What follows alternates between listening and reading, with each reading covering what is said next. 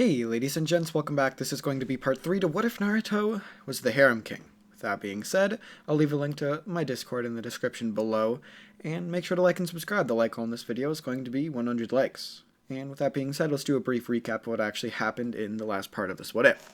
So basically, where we left off, Naruto graduated from the academy. He graduated by himself, and the rest of his classmates would be, a couple weeks behind Naruto at this point. So with Naruto graduating, he gets placed on Team 7 with Kakashi. At this point, he's still by himself, but he is going to be joined by a few team members later on in the future. But Kakashi wants to test Naruto, for at least to a somewhat extent, and maybe train him for a little bit, since, he'd have a little bit of one-on-one time instead of having to train 3 people right from the start. So he starts off by, trying to do Naruto's chakra natures. Naruto has all 5 of the chakra natures, and he's like, interesting. Then he would start trying to teach Naruto different jutsus. Every single one Naruto would be able to master instantly. All we'd have to do is see Kakashi do it, and Naruto would just immediately be able to pick it up and do the exact same jutsu. Kakashi thought about teaching Naruto the Chidori, but Naruto created his own version of it, one that was more of a paralysis technique. And then something happened. Kakashi started feeling some sort of admiration towards Naruto. That's where we left off, and that's where we're going to jump back into the what if. Okay, so with Kakashi getting this weird, twisted feeling, I guess you could say, inside of his mind, he, tries to figure out what exactly this feeling is, whether or not he's just feeling admiration for the strength that Naruto has, or whether or not he's just feeling these weird emotions that he's never felt before. Like, he didn't feel this for Rin or Obito or literally anybody. It's such an odd feeling. He's not used to it. It's just a weird thing that he doesn't really have any experience with feeling, and he doesn't know exactly he would know what this feeling is, but he doesn't know how to react to it and why it is only coming up now with Naruto. He's kind of weirded out by this, but he shoves this into the back burner of his mind. This is obviously because the Harem King powers would have a much the effect on it wouldn't be as strong for a man, because you can't it would be the opposite, obviously, if the Harem King or Harem Queen, I guess you could say, would be a girl, and then it would be the opposite effect. Girls wouldn't be quite as affected by it, but guys would be. It's kind of like that. So it wouldn't really affect Kakashi to a complete unmistakable level to where they would not be able to do anything except think about Naruto. It's just that lingering thought in Kakashi's head that he wants to basically protect Naruto, even though he felt that in the original, but to a much greater degree, I guess you could say. So he continues training Naruto, basically trying to figure out what exactly Naruto can do. And every time Kakashi would be like, okay, I'm going to show you a jutsu. Because remember, Kakashi can use over 1,000 different jutsus that he's copied with his Sharingan. Naruto would just immediately be able to pick it up. He'd master it, and then he'd do it like that. Stuff like the water dragon, a fireball jutsu, a different kind of fireball jutsu, the mud wall. Basically anything Kakashi would be able to do, Naruto would be able to copy it, except he'd have a lot more chakra than, Kakashi would. He'd probably even have more than his original self, because his powers make him OP. So Naruto would be able to effortlessly use massive style jutsus, and Kakashi would be kind of surprised with this. Naruto isn't obviously able to recreate the Sharingan or any kind of random shit like that. Maybe he could gain a similar power, some kind of weird eye power from a girl joining his harem, but that's not going to happen, at least not yet. So some time would pass, and Naruto would continue training with Kakashi, and they would basically be getting to know each other. And now would be the time for the rest of the class to graduate. So how exactly is this going to go? All of the girls basically would be they would have this, how most of the girls would be I want to be placed on a team with Sasuke kind of a thing. It's like that, but with Naruto. Except to a almost massive degree, an absolutely absurd degree, because of how much love and admiration they actually do feel towards Naruto. So when they are assigned to their teams, which would be the same as the original, they are more than pissed off at this point, and they're no, we're not going to accept this, we're not going to take this, and they end up going, and they walk up and they go to the third Hokage, the person who would basically have the power to reassign their teams, and they all go to him, and they look at him, and they're we are not going to have this. We all want to be on Naruto's team, and they're because he was going to be looking at them and he'd be you want a what? And they'd all look back and they'd be yeah, you heard me. We want to be every single one of us on Naruto's team. And if you don't let that happen, we're all gonna quit becoming ninja, and we are just going to become like housewives and random shit like that, and get normal jobs instead of being ninjas. And not Kakashi, sorry, Hiruzen would be looking at them and be like, "The fuck am I supposed? Like, how am I supposed to deal with this? Like, think about this. Like, Hiruzen's like, okay, well, like, half the people that are currently in the academy are, like, women, so it's kind of like, how is he supposed to deal with a situation like this? Like, bruh. Like, he can't just have them quit, so he allows it. He's like, okay, I'll allow you, all of you girls, to be on Team 7. And everybody gets really excited, but then Hiruzen has to reassign some of the other teams, obviously. Because the other teams would be basically all guys, except for Naruto. Like, Sasuke would be kicked off of Team 7, and all of the girls there would have Naruto to themselves now. Just exactly what they wanted. So, with that happening, Kakashi and Naruto would show up at the, academy the next day. And everybody would be like everybody would have gotten assigned their teams. And when Naruto and Kakashi walk in, Kakashi obviously knows what's happening, but Naruto doesn't.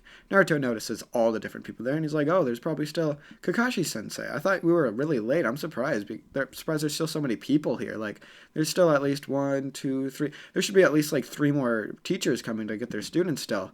All of them are looking at Naruto now, and they're like, he doesn't know. And they all run down. And Naruto's at this point, it's like, wait, what? Why are they getting up? He turns to Kakashi now, and he's just like, why are they all getting up, Kakashi? Kakashi looks at Naruto, and he's just like, they're all part of Team 7, Naruto. And Naruto's like, they're what? And Kakashi's like, yeah, like, they apparently went to the Hokage and demanded that they were placed on your team. Otherwise, they were going to, completely quit being freaking ninja. And Naruto's like, you've got to be kidding me, Kakashi. Like, there's no way they'd completely quit becoming ninja. Like, there's no way they would actually do that, right? Kakashi's like, I don't know, but I'm gonna have to kind of rethink my way of passing you guys, because it's gonna be kind of like, he's thinking this to himself, obviously, but he's just like, because it would be really hard to do teamwork with like a group of like 10 people or however many girls there are. I don't know. It's like Tenten, Ino, Sakura, Hinata. Those are like the main 4, but there's more. But yeah, whatever. Like, somebody like Tamari wouldn't obviously be there yet, so that isn't a thing, because we're not yet, I guess. That isn't a thing. So basically, they all do their introductions, and Naruto's would be like, he already told Kakashi about his, but he doesn't want to tell the girls about it, at least not yet. So he's just like, well, I don't really need to tell myself about you guys. Like, there's no point. You guys wouldn't get it anyway. And they're all like, but Naruto. And all of theirs would be almost exactly the same. We want to marry Naruto. They would not be able to hide this fact. They would absolutely, like, adore him to the point where, like, say some random person walked up and they're, like, filming them, they would not be able to say that no. Like, even if, like, their life depended on it, they're like, I want you to say you don't love Naruto Uzumaki. They would literally be physically unable to do something like that. They would be physically unable to actually say no. So, with that happening, they are completely unable to say no, obviously, like I just said. So they obviously admit that they want to marry Naruto. Naruto's like, it's all of them? I thought it was just the 4. Like, he's so confused at this point because, like, he doesn't know what he's going to do now. So as Naruto is doing their little introductions, he stands up and he looks off the rooftop where he's standing. And as he's looking over, he sees something. Something he wasn't actually expecting to see. So as Naruto is looking out over the little thing, he's looking down and he's like, Kakashi looks over and he's just like, what? Naruto's like, why are there so many people surrounded around the building that we're in? Kakashi's like, what do you mean there's so many people surrounding it? Kakashi gets up and he looks over and he sees it. A bunch of, like middle-aged, or not middle-aged, sorry, but like 25 years old and younger women, basically just completely surrounding it. And Naruto's looking at it, and Kakashi's looking at it. All the other girls are looking at it too, and they're a little bit jealous because they know exactly why they're here. And Naruto's like, you don't think, and he turns to the other girls who all have pretty, like, angry faces, and he's just like, no, surely they wouldn't be here for me. And Kakashi's like, how the fuck, like, how is this kid such a player? And as Naruto is doing this, he he hears this weird voice in his head, and then Naruto's like, who the fuck is talking to me? What, like, who's this really deep voiced weird creature thing that's talking to me? And then Naruto enters his mindscape, and as Naruto enters his mindscape, he begins walking through this weird maze, and at the end of the maze, he comes across a massive cage. On the other side of this cage, it is obviously the Nine-Tails Fox, or Kurama. And Kurama's sitting there. He kind of looks at Naruto, gives him a little bit of a glare, before simply beginning to laugh. And then Naruto's like, why is this massive creature, why is this massive fox laughing at me? And Kurama would look at Naruto now, and he'd open his mouth. He'd just be laughing as freaking, like, he just finds this absolutely hilarious. And he's just like, Naruto, my boy, you're such a frickin' player. And Naruto's like, wait, what? He's so confused at this point. He doesn't know what's happening. And Kurama would be like, by the way, my name's Kurama. I'm the Nine-Tails Fox that's inside of your body. This is obviously not the first time that Naruto's been able to sense the fox inside of himself. Like, he knew he was there, but he didn't really know exactly what it was. Now that Naruto actually knows this, and he's seeing the sheer scale and the amount of chakra that this creature has, that basically rivals his own, because again, Naruto is going to have an absolute shit ton of chakra in this what if. He's looking at it and he's just like, oh, so you said your name was Kurama, correct? And Kurama looks at him and he's like, yeah.